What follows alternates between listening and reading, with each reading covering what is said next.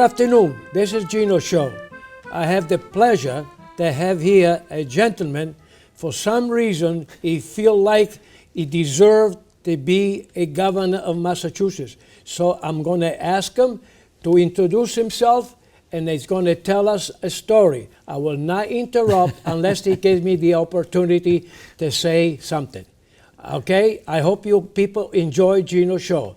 Please, Geoff, would you be kind enough to introduce yourself? Sure, and thank you, Gino, very much for having me on the show. My pleasure. That's great. So I think you and I both know each other several years now, and I appreciate you having me on your show. So I'm running for governor here in Massachusetts. We're taping in Acton, but I actually live in the South Shore. I live in the town of Whitman. My wife grew up in the town of Whitman. I see. And we own a small performing arts school in the town of Hanson right next door. Oh, beautiful. Yep, so she and I met on a blind date back in New York City, and she had just done a Broadway show. So we went to Los Angeles for a few years to see if she could do TV and film, but her whole plan, and when we were married, we decided we would come back to her hometown to have our children. We didn't want to have them out in California. I see. So we raised we have two daughters. We raised them in Whitman with her family where they live, and we opened that performing arts school that she wanted to open. And it's been a business for about 20 years now. It's called Boss Academy of Performing Arts. A couple hundred kids come through each year, and we know the parents very well. But I also worked, so I helped my wife with the business, but I don't work there. I worked for a sign company out of New Bedford called Poignant Signs for a number of years.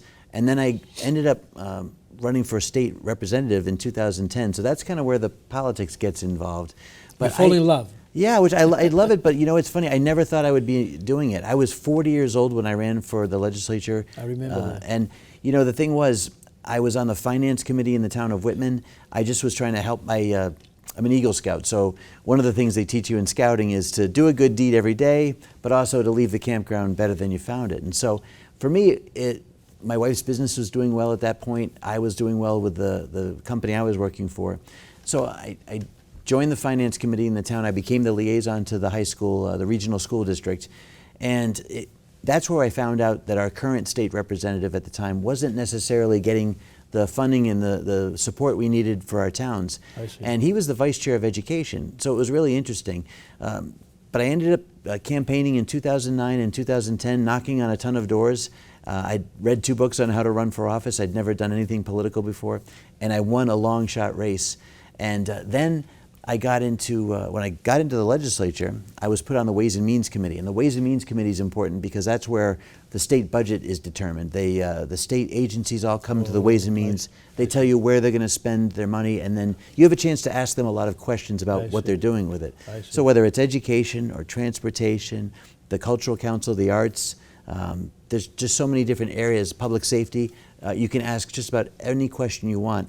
So for 4 years I was on the Ways and Means Committee up on Beacon Hill, and during that time Deval Patrick, who was the governor, had passed a tax increase of about $8 billion. That was the plan for Massachusetts, the largest in the history of our state. There was some taxes in there I thought were not good ideas. There was a technology tax which got repealed 2 weeks later, actually, even by the Democrats' majority of the House and Senate, because they realized they were going to drive businesses out of the state. But the thing that I ended up working on in 2014 very heavily, and people got to know me for, was I led the repeal of the indexing of our gas tax to inflation. So what was going to happen was every year our gas tax would go up based on consumer price index. The problem is the formula for consumer price index includes the cost of gas. So when CPI goes up in Massachusetts, our gas would go up, but that would end up driving CPI up. So it's a formula that really is a failed formula. Plus, I also knew that the state currently had a lot of revenue coming in that they could use for transportation. They didn't need any extra money. And the last piece of it was the fact that it would be the only tax in our state that would have gone up automatically every year without a vote. And there's no other tax in the state that doesn't get a representative vote. So, you know, you don't want to have taxation without representation. And we made our case, and in 2014, we won that issue, saved taxpayers billions of dollars. Governor Baker, who was a candidate at the time, supported our position on that ballot question, and we actually outperformed him in that governor's race by about 50,000 votes. So it wasn't a Republican issue or a Democrat issue. It was just an issue that helped households save more of their own money. That's beautiful. It was good. So that was good. And then in 2018, I decided to leave the legislature and I ran against Elizabeth Warren for U.S. Senate. But you should have won. I like to think so. But even though we didn't win, I got a chance to go around the entire state and talk to people all across different regions, right? Get to know a lot about Western Massachusetts, the fishing industry along the coast, and everything in between. And we live in an incredible state. I received almost 1 million votes in that election cycle. I got more votes than the Democratic nominee for governor at the time. So even though I didn't win, we still had a really good base of support. Although after 2018, I wasn't sure I was going to run again for office, but I'm glad you did. Well, the pandemic, when it hit, small businesses got really hurt. They were closed down, and then employees were given enhanced unemployment to stay out of work for a long time. 40% of restaurants never came back from the pandemic. A lot of businesses are still struggling. Hotels too. Hotels, the industry. I mean, Rotary. We used to go in Bedford at an hotel and went out of business. Hospitality in general, people were afraid to travel. They're still reluctant to travel as much as they should, or could. So, that's something that we have to work on for the future. But the other thing that happened from the pandemic that really got me upset was that there was the state required vaccinations for state workers. So state troopers, anybody, teachers, people that work for the T, they were all forced to get the vaccine. And at the time I thought, that really should be your own healthcare choice. Right. I'm vaccinated, I'm not anti-vaccines. Me too, I am. But what I thought was that, in the state where we always say my body, my choice, they were throwing that out the window and saying you've got to get the vaccine. And we found out now that even if you've been boosted, you still can get COVID, right? Yes. So people in just 3 or 4 weeks ago, or I think it was, we've lost 12 state troopers. They were fired because they didn't get vaccinated. That's not right. No. I hope that they're being reinstated. So, well, on day one, when I'm governor, they all get hired back. Every state worker that was fired gets hired back. On day 2, I fire everybody who thought that was actually a good idea from state government. I'm telling you, I know many state troopers. I used to work in construction, and they saved my life many times. And they're nice individual. They go out of their way to help you. Yeah. It's funny, we're in Acton taping at the studios here. The right nearby is the state police, their mounted unit. Their horses are actually stabled right nearby. So when people drive on Route 111, that big barn that has the American flag on it, that's an equipment barn. Horses. But the horses are right down the hill from there. And so the state troopers, they do a wonderful job. And they certainly deserve our support. The whole idea over the last couple of years about defunding the police, and about getting rid of qualified immunity. That is going to go out the window once I'm governor. We promote the work they do. I'm proud of you because it's not right. We need police because they are a guardian. They are watching our health. They are watching for being hurt. And they put their lives on the line every day. And they put their life, and they do that. And even now, there are many policemen, they get hurt. And that should be adjusted because somebody can come and slap the state trooper. If I was in back of that guy, I'm sorry, I know martial art, he will never do that again. Yeah, the way people treat police right now is They're wrong. supposed to respect them. It's wrong. We've got to change the culture. I get the shivers, I'm telling you. Yeah. So we'll restore their jobs. But the other thing, too, is, again, nurses, they were fired. Over in UMass Memorial Hospital in Worcester, 200 nurses did not get the vaccine because they were very concerned it should be their choice. So my running mate, Leah Allen, she was a nurse. She was a nurse, but she also served in the state legislature with me as a state representative. So I knew her from there. When I started campaigning, she heard me talk about the fact that I wanted to restore people's jobs for the vaccine mandate, and she had been fired at her hospital. And people need to know the story about that because she was pregnant during the pandemic. She was working on a COVID ward. Okay, so she was exposed to it before the vaccines were available. And then she had her baby, the vaccines came out, and she was nursing her baby, and she did not want the vaccines in case, there was something that would happen with the baby. Something else would happen with the baby. Exactly. So she didn't get the vaccines, and they fired her from her job. That's so she is right with me on trying to say that your government should not get between you and your healthcare choices. So that's going to be on day one what we fix. I'm glad. But you know, again, going back to the pandemic, businesses had to shut down. A lot of them didn't get to come back. In Boston, I know you're Italian, Yes. so I'm going to the North End this weekend. There's the Fisherman's Feast. I'll be celebrating with them. You know, the North End celebrates feasts every weekend. It's a great time, but a great chance to talk to people who own restaurants or work for restaurants because it's famous for that. Yes.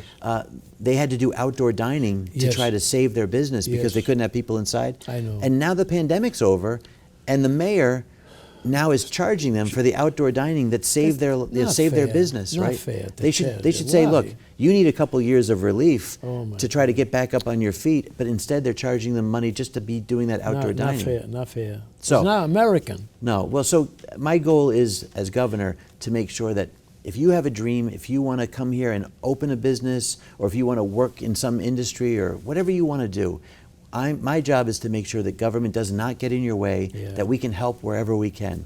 So, you know, I'm excited about this campaign. We've been campaigning since 2021. I announced on July 4th of July of 2021, and I've been going all over the state once again to talk to everybody I can to make sure that they know that I understand. As a small business owner, we were shut down during the pandemic as well. I know. We weren't sure when we could reopen. My wife had to wait for that schedule to come out. I know. And the other thing too, Gino, is when the pandemic happened, a lot of kids ended up they were going home to learn on their computers. Yeah. And in fact, my wife and I, we used the studio that we have, the dance rooms, Yeah. as learning pods. So what kids could do is they could, as their parents were going back to work in 2021, Yeah. but they were home 3 days a week. The kids were home 3 days a week and then in school 2 days a week.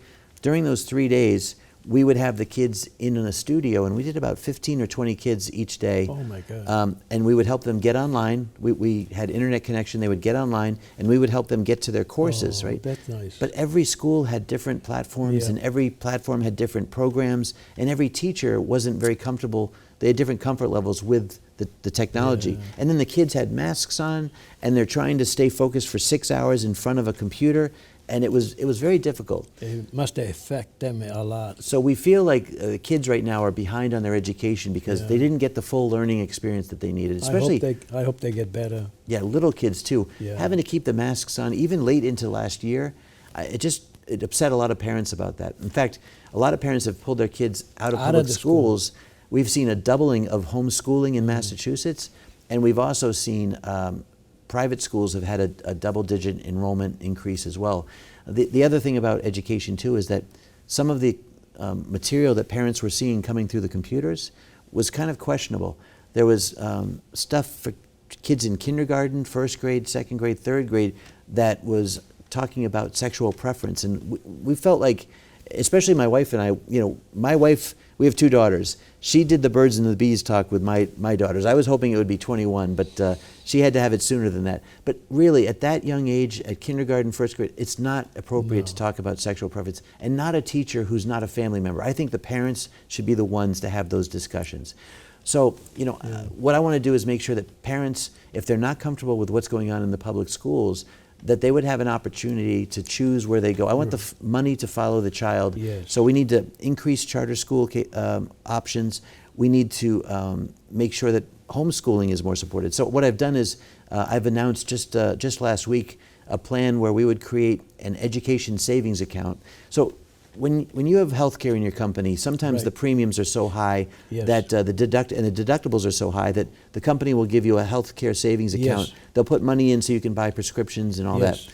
So what I want to do is give parents the money that would be spent on their kids in public schools, give them the choice of where that's spent. They can have that savings account to spend on public, private, and even on homeschooling. I think that's important. Those homeschooling parents don't get a lot of resources. I know. They have to pay out of pocket. Why should they have to do that if they want to make sure that the kids are getting the curriculum they think is appropriate? So those are some plans there. You know, economically, the other thing I just want to touch on is the fact that when those businesses were shut down, when the employees were staying home and not working, those businesses, a lot of them, unless they were a big like Target, they stayed open, but the small businesses stayed out of closed. business. So if they were lucky enough to survive that, what ended up happening was the federal government has spent or given us about $5 billion in pandemic relief To make adjustment. to help get people back on their feet. The problem is the state legislature took that money and spent $4 billion of it on pet projects. They had a session where there was no amendments, no debate, no bill filings. They just spent it on pet projects. They already spent it? They already spent $4 billion of it. And what they do is they took a $500 million and put it into the unemployment trust fund. Well, now that sounds good, except for the fact that the unemployment trust fund spent $7 billion when people were home not working. So we owe the federal government a lot of money to pay back the unemployment trust fund. So what the state did, instead of taking a lot of that money and putting it in the unemployment trust fund, they bonded more debt, and they're passing that on as a new fee for businesses under the Unemployment Trust Fund Act. So anyway, the point is, they could have helped businesses. They chose not to. And then I'll add one more thing. This year alone, our state's collected more than $5 billion in excess tax revenue. Our state. More taxes than they've ever collected. Our state. Our state, $5 billion in excess tax revenue. So now they have another $5 billion. And they ended their session about 2 weeks ago. There was an attempt to try to send money back to taxpayers, return some of their money back to them, and the legislature killed that plan. They said, nope, we're going to keep that money. But luckily, there was something in the state law that triggers a return of about $3 billion back to it. In 1986, I believe, there was a ballot question that created a law that said if you collect X amount of excess revenue, it has to go back to taxpayers. So the good news is there will be a refund, but it could have been a lot more. So I think that we could have done some things to help provide relief, because right now gas is so expensive. Get rid of the excise tax. When you buy a car, a brand new car, the next year, so you pay a sales tax. The next year you have to pay your registration fees and your emissions tests and all that. Well, excise tax. What that you also get is, if it's a really nice new car, you're going to pay $600, $700, $800 each that year, and then it goes down a little bit each year. But still, for what? What does the excise tax go to? The local towns keep it. So what I think the state could do is reimburse the towns what they would have been getting from the excise tax, and just get rid of the excise tax so that people can move from older cars into newer cars that are more fuel efficient. You got it. See, that way we can, if people want to get a car that's a hybrid or an electric car, let's get rid of that one extra cost that keeps them from moving into that. So there's a lot of creative ways to use the tax revenue that we have to benefit the people of Massachusetts. A lot of times on Beacon Hill, they forget how important it is to think about how much we're struggling, whether it's a business or as individuals. You might have to remind them, because you be the governor, and if a legislator, if the majority are against your thoughts, you have to convince them. You have to say a prayer before you speak. But when you speak, they will understand what you really mean, even if it takes longer than you expected. You know what? And that's the way government's supposed to work. We're supposed to have that dialogue and talk. Yes. Unfortunately, what we see in Washington, D.C., everybody's just butting heads and fighting all the time. I know. We in Massachusetts, luckily, we tend to be able to work together. I'm glad. But we need to make sure that we've had a Republican governor 24 of the last 32 years. The House and the Senate are supermajority of Democrats in there. You need to have at least one Republican that says, hold on, a lot of the ideas you have may be good, but let's think about the other consequences of those ideas. And you're going to be the one to convince them. That's right. That's right. So, one example is they just passed a law in the last few weeks to give driver's licenses to people who are here illegally, okay? The Governor Baker, he vetoed that, but they overrode the veto. That's right. That's what happened. Look, I come from Venice. Yeah. We had to wait until I got the green card. And my father used to say, you are a guest. You behave, you go to school, and you go to work. Part-time, it doesn't matter, because I want you to be responsible for your life. And he taught me how to do it, and I done it. And my papa says, come over here, and he said, he may believe he gave me a slap. I said, this is love slap, but I gave you a hug because I love you. I just want to make sure that you are invited in this country, and it's going to be your country. You behave, and always respect everybody. And in fact, I'm in Rotary now, and I respect everybody. Yeah, the service organizations are wonderful. I'm in the Lions Club of Abington, but we've got great the Kiwanis. There's so many great service organizations, but Rotary is certainly one that is great. And thank you for doing that. You know, that's one of the things in government that's so great for me is you get to meet people who rise up beyond their daily jobs and they join volunteer groups like that to help make their communities or their state better. And so that you get to meet so many of those people out there when you're traveling as somebody trying to get into office. It's really the most remarkable thing. I bring food for the seniors. For 3 years, I had 28 customers without mentioning any name because they said, Gino, we trust you. Those people really needed it. I went out of my way for 3 years. It's going to end in August 30, and I hope they will be able to get some food from our other churches. Yeah, I mean, that's going back to the economy again. Food costs have gone up so much. I know. I was in Springfield yesterday at a restaurant called City Jake's, and they said the cost of eggs has gone up 3 times. And they can't just pass that cost on to the customer. They have to absorb some of it themselves. So businesses like restaurants are still taking a hit. They do. Even though, and people aren't coming out to eat quite as much as they used to. So we like tourism, we have to make sure that restaurants are given a helping hand as well. And but what you're doing to help feed people in their homes, also very important. I know senior centers or community centers in each city or town of Massachusetts, they do a great job of getting that local, those local excess foods and distributing them out to seniors. Food on wheels, they call it. Food on wheels. Yeah. You know, people don't know this, but there's also somebody that works in each council on aging in each town, and they're called shine officers.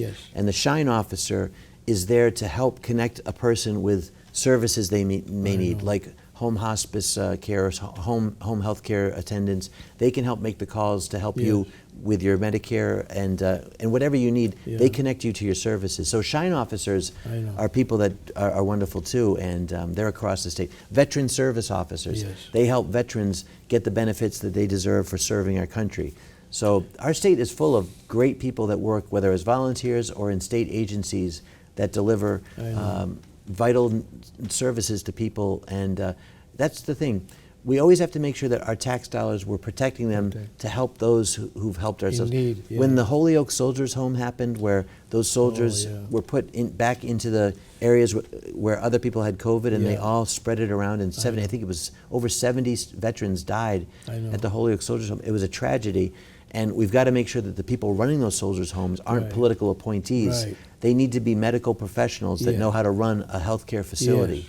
I agree, and I'm sure, and you have the idea, and you will make sure you'll do it right. I have that feeling. Well, promises made, promises kept. That's a motto that I've always felt is important to uphold. So, you know, but again, I've got a great running mate, Leah Allen, who's a nurse, who also has some great ideas for healthcare.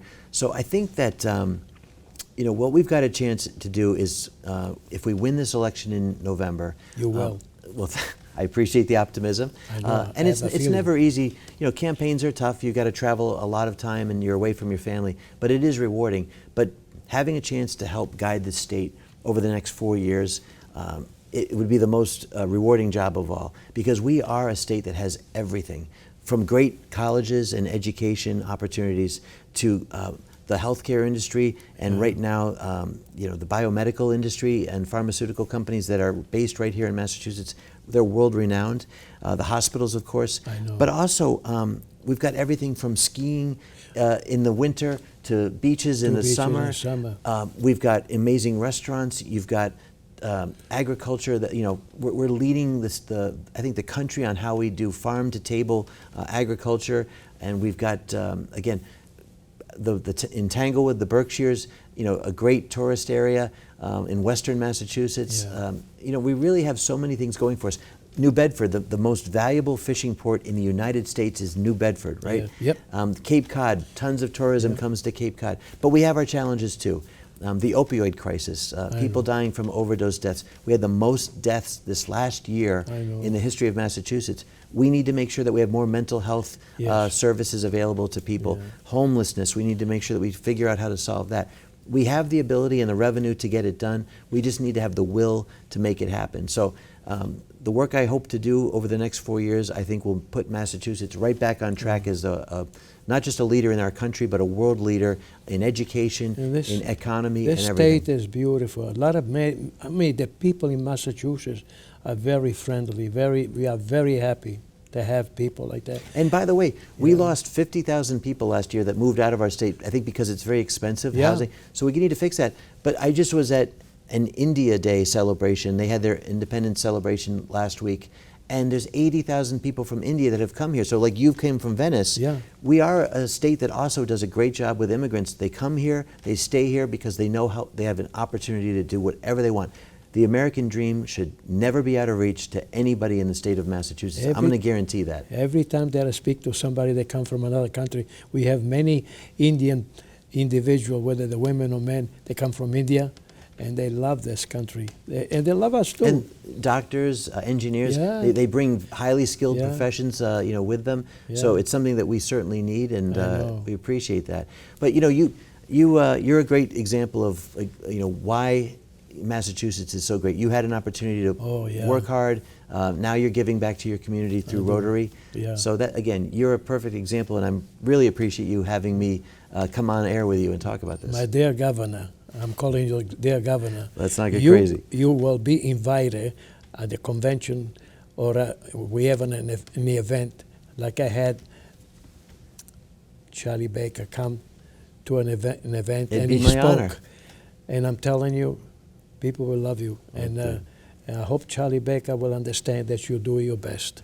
Geoff, how people will be able to know what you're doing? And do you have any, like an email, something like that? Well, actually, we have a website that people can go to. Even better. Even better. So the viewers can go to geoffdiehl.com, which is spelled a little differently. My mom decided to make life interesting for me. So Geoff is spelled Geoff, and then Diehl, Diehl. So geoffdiehl.com. Beautiful. And what they do is when they go to the website, they can click to find out about my platform. We have videos there. They can learn about Leah, my running mate. They can volunteer if they want to volunteer. They can make a donation, of course, that's wonderful. But we also have t-shirts and hats and fun things to buy if they want to do that. But the website is the comprehensive place to get more information on my campaign. Beautiful. So don't forget, if it doesn't ask for much, but the question is, everything is so expensive.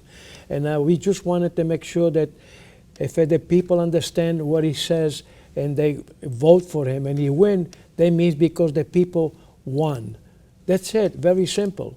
Okay, and I really appreciate for the people here in Acton, and no matter where the TV station goes, and I thank you for watching Gino's show, and anybody is available to come and tell me a story. But right now, we have to concentrate on this gentleman, okay? Thank you, Gino. Because I know him for too long. Thanks, Gino. I really appreciate it. And we'll do this again soon, okay? Okay.